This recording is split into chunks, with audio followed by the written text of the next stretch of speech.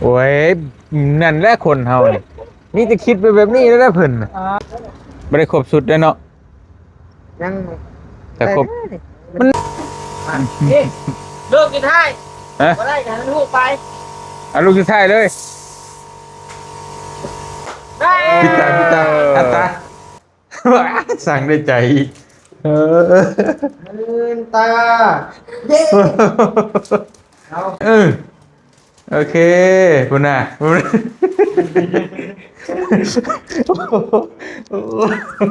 เอว้าวงามไม่ได้ย่ายงามบ่ ชื่อลูกสาวอยู่บ่ชื่ออยู่บ่ดีเด้อตู้เด้อเป็นแนวใดใครเนี่ยอยู่บ่เป็นไงกินข้าวพอได้อยู่แต่ว่าได้เล็กน้อยแ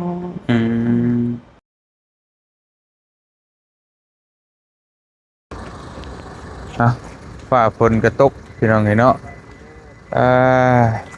ลงมาสวรรค์เขตพี่น้องเอ้ยพอดีผู้บ่าวเพิ่นเมื่อกี้นี่ไปเยี่ยมไปเยี่ยมผู้สาวเพิ่นก็ไม่เท่าอยู่ห้องหมอ ก็เลยเห็นว่าผู้สาวใส่ชุดเก่าฉันไม่ชุดเปลี่ยนอันนี้ก็คือ FC อันนี่บอกว่าเตียงจะโดนเติบได้แต่หลายมื้อเลยว่าซื้อชุดใหม่ให้น้องเพิ่นแหน่แต่ว่าเตียงยังบ่มีเวลามื้อนี้ก็เลยโอเคพี่น้องเอ้ยผู้บ่าวเพิ่นมานำก็เลยให้ผู้บ่าวเพิ่นมาเลือกชุดให้เลยเนาะมาไปเข้าฮั่นสบายดีจ้าจ๊ะเอ๋มีชุดงามๆบ่ โอ้เขาเบิ่งจะมีเลยนะ โอ้ยตัวก็ดี เห็นว่าก็ได้ เอาบ่เตียงสิให้น้องเมฆกับน้องนิวเลือกคนละชุด แต่ว่าเอาชุดเดียว แต่ว่าอยากฮู้สไตล์ของว่าน้องสิเลือกแบบใดเนาะน้องเมฆสิเลือกแบบใด สมมาควรเนาะ แล้วแต่ก็บ่ฮู้ใจเด้จะฮู้ว่าใจสิเลือกแบบใดแม่นบ่แต่ว่ามันความมักมันบ่คือกัน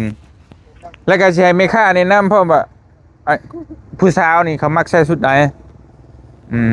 ก็ไม่ใส่ชุดแบบใดคุณบ่ซ้ำเจ้านี่ก็ได้น่าจะประมาณนี้แล้วก็ได้ให้แม่ค้าแนะนำแล้วก็ให้น้องนิ้วเลือกให้น้องมีเลือกลองเบิ่ง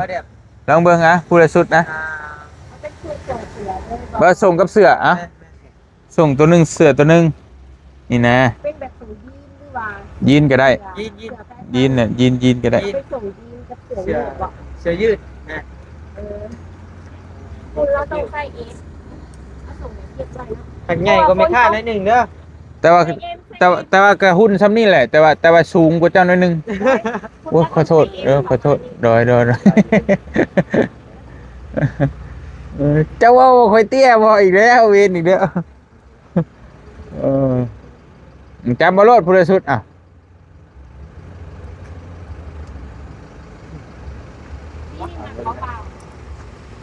เดี๋ยวนั้นแหละ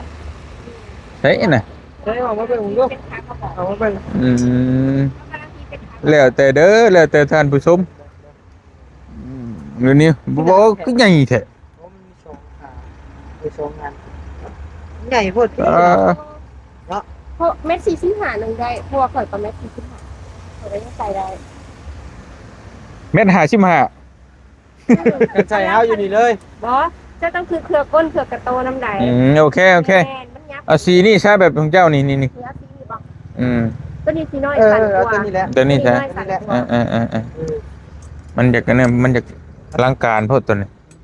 ยัน เดินไป สอดเขียวขนองล่มเลือกมาลองดูเสื้อคนละตัวใช่เอานิ้ว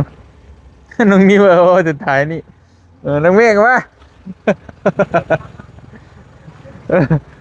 ลำบากขัดหุ่นนะ ก็ยังได้ก็ยาได้นี่ได้ก็ยาที่รู้หัวใจคนสิประมาณใด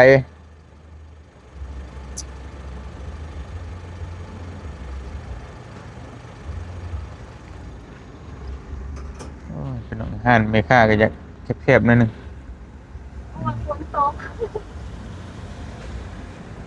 ฝนตกก็ยังเปิดเนาะโอ้ย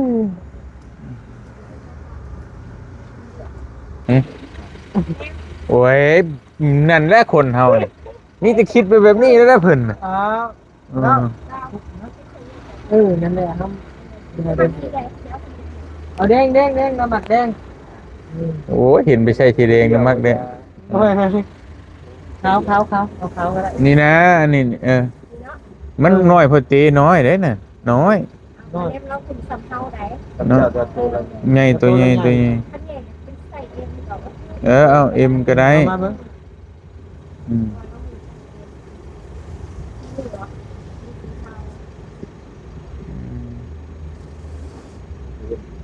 มักใส่หัดเพิ่นว่าได้ฮู้อีกเนาะบ่าวเพิ่นผู้บ่าวเพิ่นอืม ว่า ใหญ่ ตัว ขึ้น น้อย เลย เนี่ยเขาเห็นเราหมักใส่ตัวน้อย พอผู้หญิงสไลด์ก็จะมาใส่แบบนี้ อืม แล้วแต่เจ้าซะ เอาตัวน้อยแหละ เอาเป็นโต ตัวหนึงก็ได้สองตัวบ่เช็ค สียังไงเว้ยขาวงาม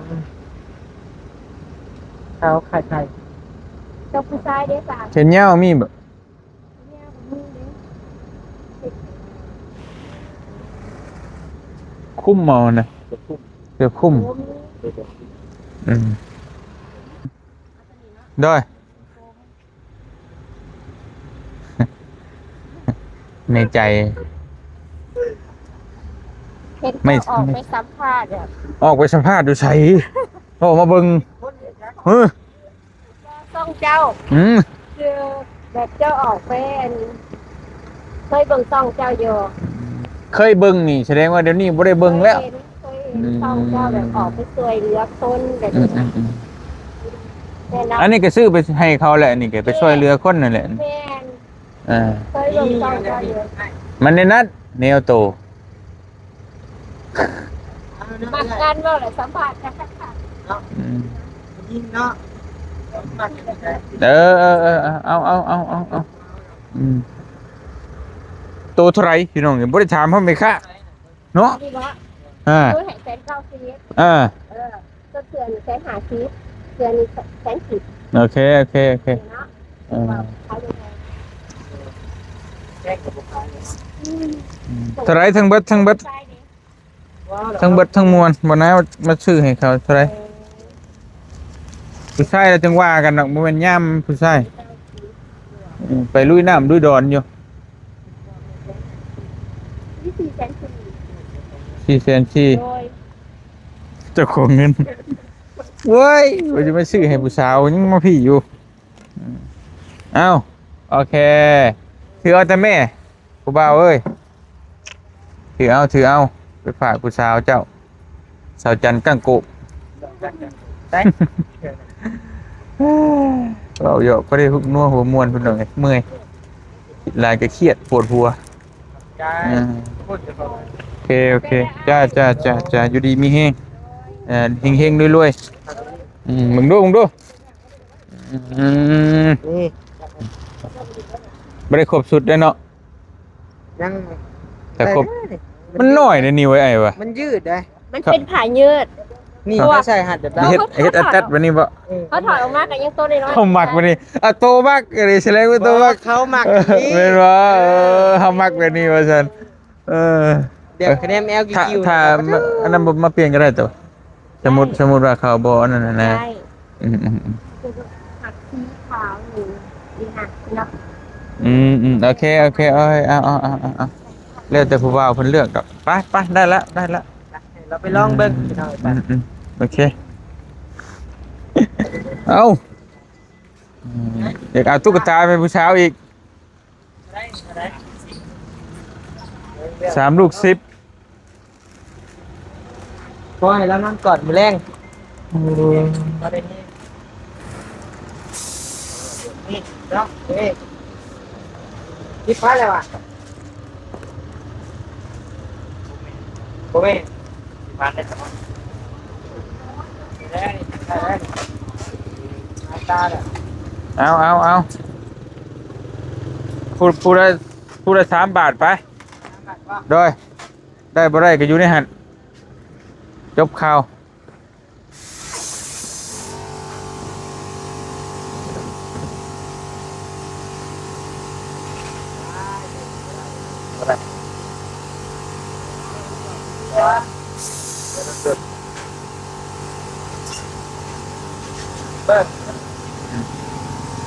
เฮ็ด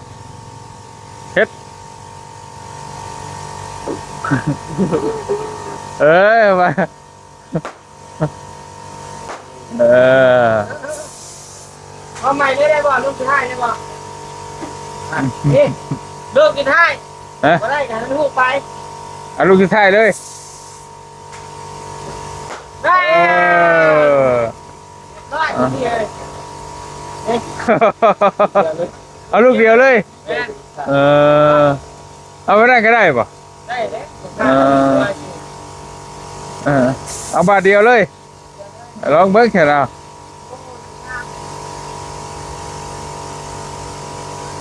โอ้จะเอาลูกเด็กที่นี่นั่น เอา2 บาทเลยอีกบาทหนึงอีกบาทหนึงอีกบาทหนึงอีกบาทหนึงเอา ได้เอาพอลองนี่เด้อลูกนะ เอาพูละบาทเออ เอาอีกกุละบาทป่ะ แมนได้เลยดิอีกบาทหนึงน้องนี่อีกบาทหนึง ดอกเดียวก็ได้ดอกเดียว ฮะ เดียวก็ได้เดียวทางดอก บ่ได้ต้องเท้าก่อนถ้าตัดแตกสองลูกเลย อ๋อ เฮ้ยนี่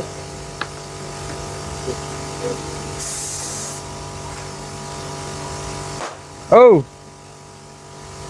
โอ้โอ้คักได้เรื่องเจ้าเอายัง ได้แล้วมาพูดตัวไหมพูดตัว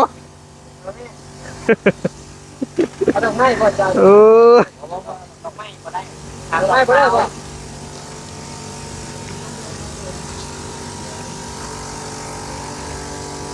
โอเคได้แล้วน่ารักดีสีชมพูนี่น่ะคือกี่คักแค่นี่นะโอเคไปได้แล้วไม่ฉีดลึกไปโอเค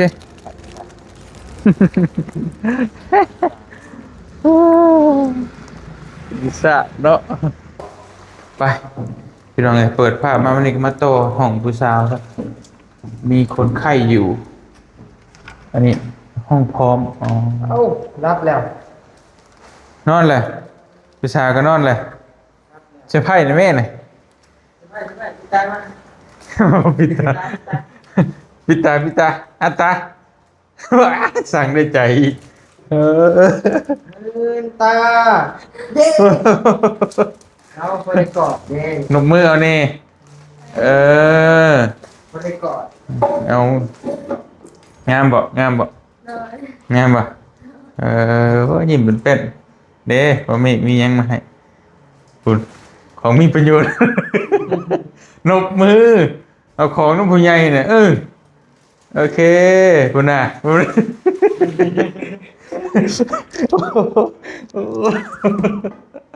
ห็นไหมเห็นยัง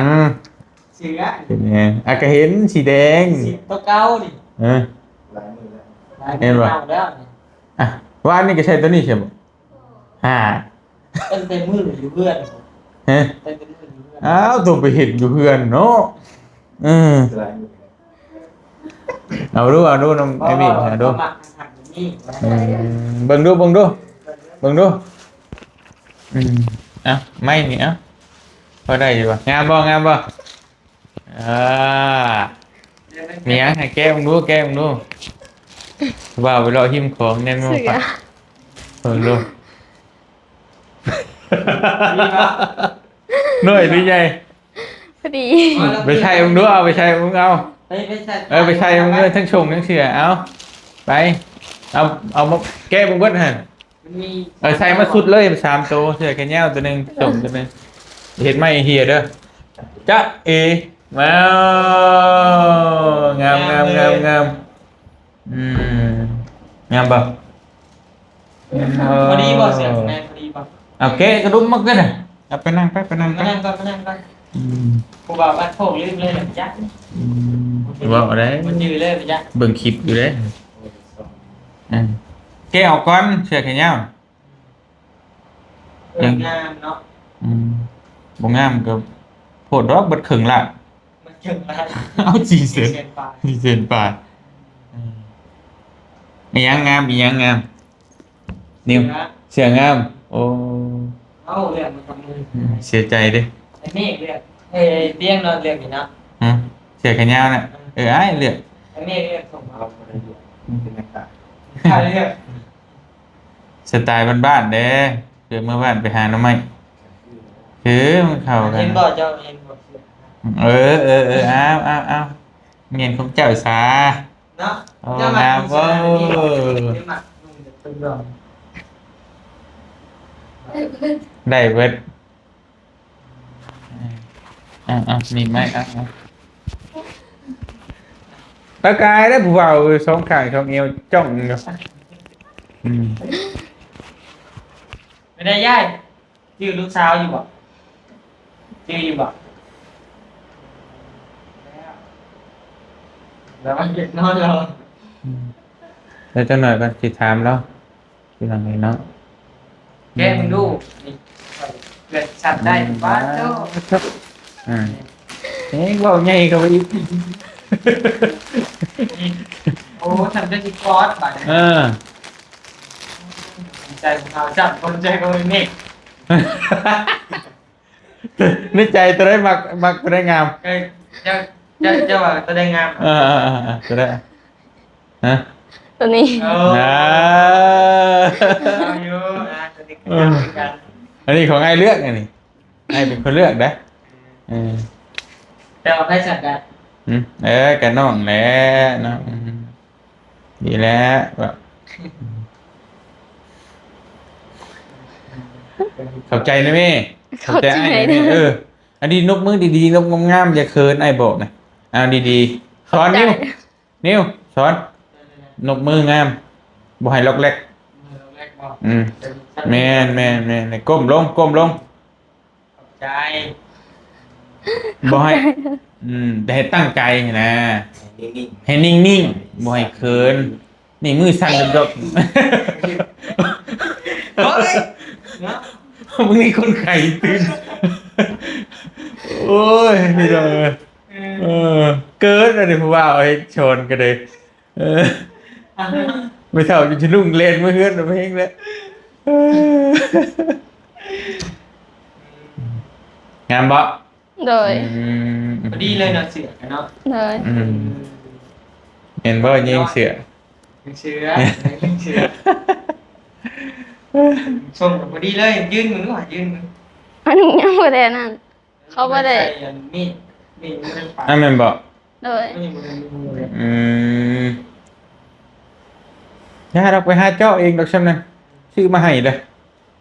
เจาะหาเจาะวิธีเจาะเองบ่มีก็ไปยืมน้ำหมอหันมาหมอยืมมีดเนี่ย ยืมมีดผ่าตัดให้หมอ มีผ่าตัดนั่นแหละเจ้าจะไปเฮ็ดหยังโหเพลงนี่หมอตื่นเนี่ยเนาะ ผ่าตัดก่อนดีแล้ว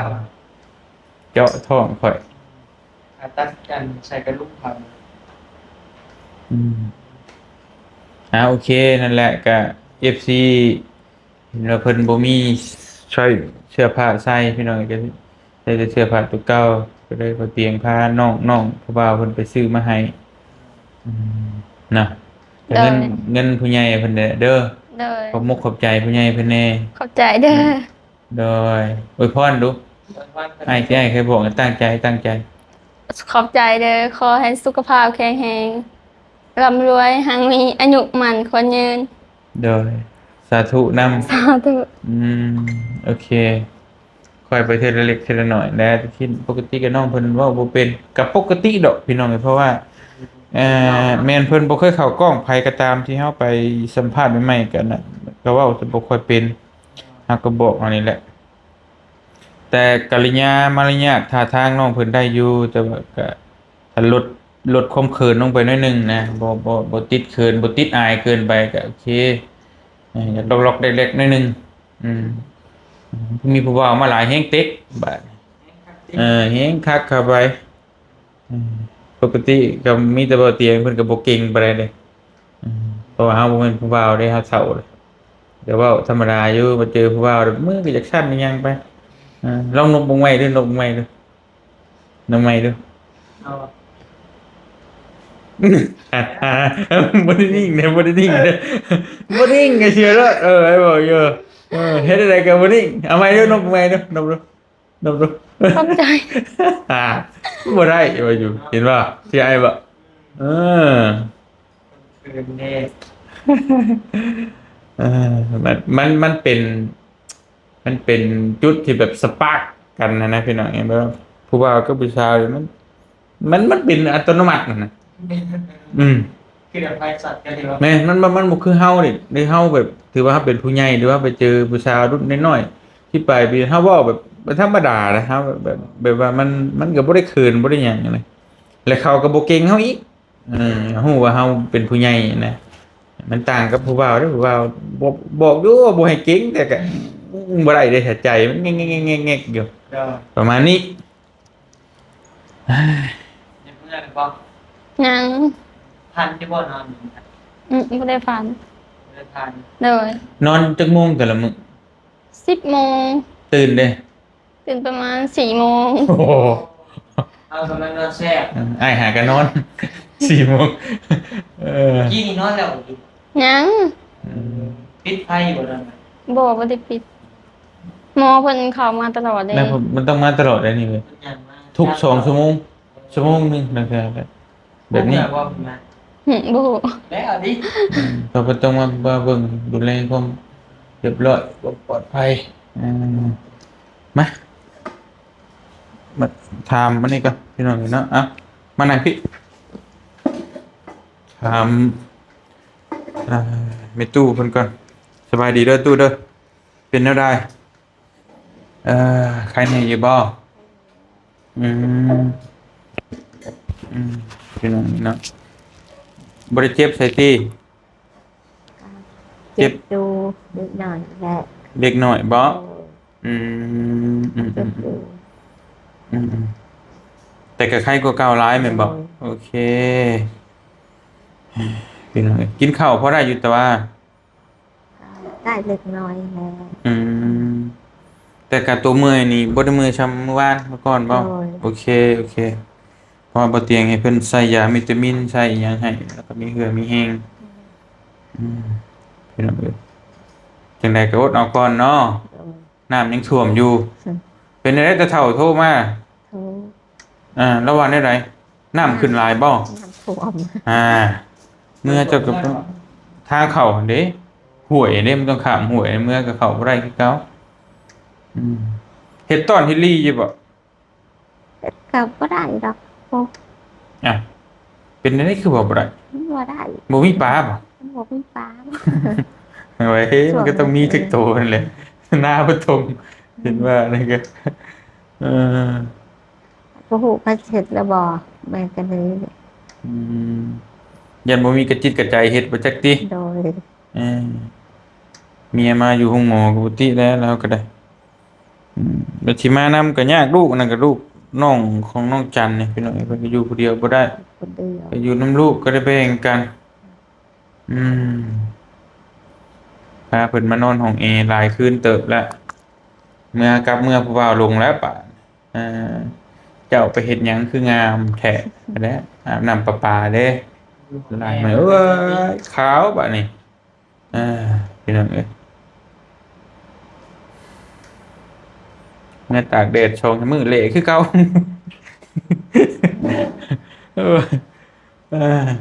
อย่ามาเนาะธรรมชาติเนาะขอแต่อยู่ดีมีแห้งพี่น้องเอ้ยเป็นหยังดอกสีดำหรือขาวก็บ่ว่าดอกตอนนั้นกินข้าวแรงกับสังเพิ่นเอาหยังมาให้กินจักอยู่บ่ ข้าวต้ม ข้าวต้ม หม้อปอย เพิ่นให้กินแต่ซ้ำนั่นแหละเพิ่นบ่ให้กินแนวอื่นมันสิกินแนวอ่อนๆเดี๋ยวเพิ่นออกจากห้องหมอเจ้าก็สิรู้สึกดีดอกว่ามันไข้กว่าเก่ามันสิบ่เจ็บบ่หยังหรือเมื่อก็จะหาซื้อแนววิตามินบำรุงกินไปก็ค่อยดีไปนั่นแหละเฮ็ดแนวใดมันได้เป็นแล้วมันได้เป็นนักมันเป็นเทิงแล้วก็ค่อยรักษาไป เดี๋ยวมันก็เศร้าดอกใครกลัวที่นอนอยู่เถียงนาบ่ได้ใส่หยังแฮงเจ็บไปมื้อหน้าแล้วตัวนั้นเห็นบ่ โดย อืมแต่ตอนนี้นี่ยังบ่มีดอกอาการเจ็บถึงขั้นนั้นแมันบ่ โดย แบบว่าเจ็บแห้งๆคือแบบมีแนวกัดคือตะกี้ยังบ่ได้เจ็บเนาะ ก็มีอยู่เป็นบางช่วง แต่ว่าบ่ได้แห้งบ่ได้ดุคือตะกี้เนาะ โดย อืมค่อยดีไปจะเห็นเนาะเรานอนนี่จะคืนสัก2คืนเบิ่งก่อนอื่นมื้อนี้อื่นหมอเพิ่นว่ายังบ่ได้อีหลีก็จะ5มื้อหรือ6มื้อไปแล้วก็จังมื้อบาดเหยียบมาตรงให้ตรงหน้าพุ่นแหละคืนหนึงก็รอไป6ละ4คืนก็เศร้าก็ละเศร้าก็ละ6คืนก็30ปลายละว้าจ้ะ พวกมือนะ จะจุบเงินจุบขะดองลูกชาวจะด้วยได้หั่นขะดองลูกชาวเท่าไหร่หั่น หูแหละ ฮะเอาเท่าไหร่อันจันทร์ ไร้ขาดอง เท่าไหร่ขะดองเท่าไหร่เลยบ่เพลง30พอดีเลยเอาลูกชายไปเด้อสิ มาจ่ายให้ก่อนเลยจุบเลยพี่น้องเอ้ยป้อนอน6คืน จุบเงินกระดองเรียบร้อยกระยามันขอจะเมเช่าเนาะบ่จันย่อมบ่ย่อมได้แล้วว่าแล้วก็มีผู้บ่อืม คนเป็นบ่ชายใช่ว่า ใช่บ่ใช่กับเพดานทำนั่นแล้ว30ล้านพุ่นน่ะจ้ะ30ล้านก็มัน40,000กว่าบาทไปแล้วก็แล้วก็มีงัวอีกมีค้ำพร้อมบ่ โดย โอ้มีเด้ออีกค้ำเท่าไหร่ค้ำเท่าไหร่ กระปาดหนึ่ง บาทหนึงโอ้ ทางบ้าน น่าก็จะนั่นเลยล่อไปชี้หา40กว่าล้านก็ เคยยางเมื่อเลยนะครับยางแล้ว ยังผิดยังไม่ไปเห็นยังผิด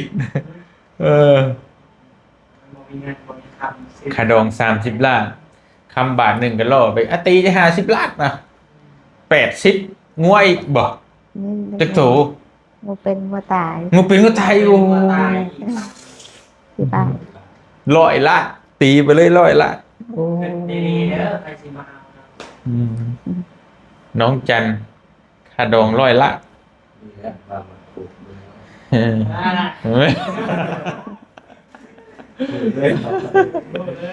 เบิ่งเด้อผู้ใดยังลมอยู่ติ100ล้านเตรียมมา ทางเข้าบ้านแล้วทางเข้าเพียง วันไหนแน่เพิ่นฮักจริงเนาะว่า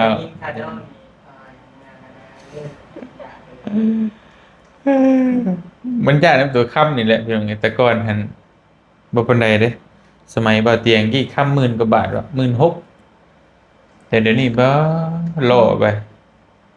7-8 หมื่นเอาเจ้า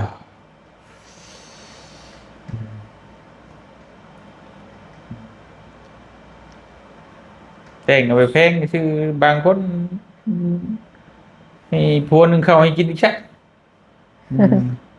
ไม่ว่าจันหนึ่งเข้าวเป็นอยู่แต่ว่าเป็นอยุ่งนั่นเนาะไอ้ถ่ายคลิปอยู่บอกว่าให้ปูไปย่าหนึ่งเข้าวให้กินไม่ได้เลยที่นั่นไงนี่เลยเด็กๆเนี่ยโอ้ยคืออยู่เด็กๆเนี่ยสบิดคืออยู่